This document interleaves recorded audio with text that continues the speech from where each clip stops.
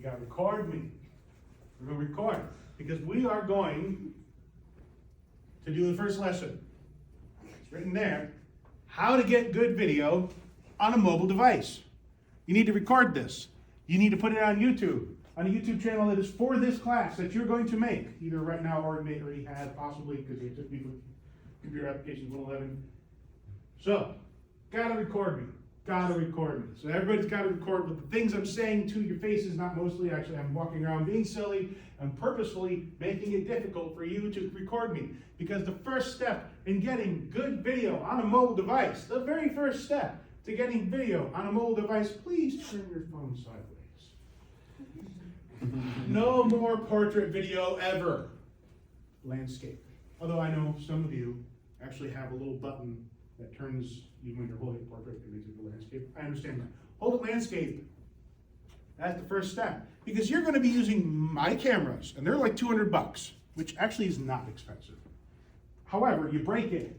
You got to buy me a new one. They won't give you your diploma until you buy me a new one. So, landscape. 2 hands. How much does this thing cost?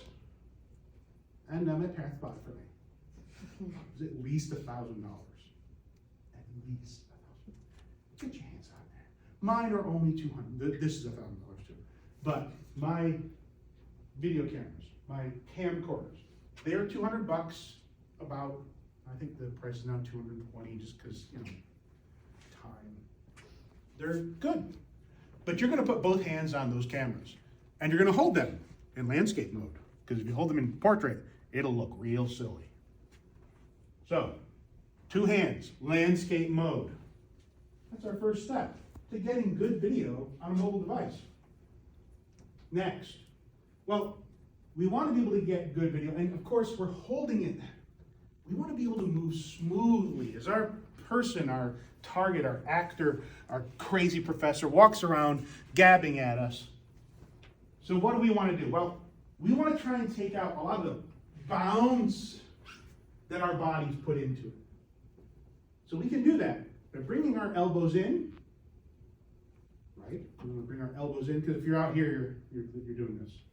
You got to bring your elbows in. You kind of know this already. Some of you are already doing it. Very good. Because we want to be able to turn our bodies to pan with the long muscles, long cord muscles of our core. Because if you're using the smaller muscles, they're tiny little adjustments. It really makes it shake. Bring those elbows in. You want to plant yourself. Right? Elbows in. Plant yourself. Your heels underneath your shoulders. Bring yourself back on your haunches a little bit. Don't lock your knees, because if you do, you'll vibrate. And every small motion really just gets amplified. Bend your knees a little bit. Not full horse stance, right? Just plant yourself well. Bring yourself back on your haunches. Elbows in, and turn with those long core muscles. Ooh, look how much more smooth that is. Right? You can do this instead of like this. I don't care if you look goofy. You're recording here, right? We have to think about how is the camera seeing. It's another eye. It's an external eye that we are controlling. Now on top of that, when you have a subject, like me, who's moving around, saying things loudly. Uh-oh, ran out of space. Oh no.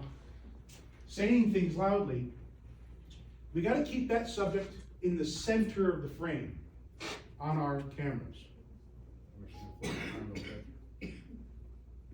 Got to keep it in the center of the frame, because that center of the frame, that middle of what you're looking at, that middle part, that's where the focus is the best on these cameras, on these lenses, on the ones that you're looking at me with.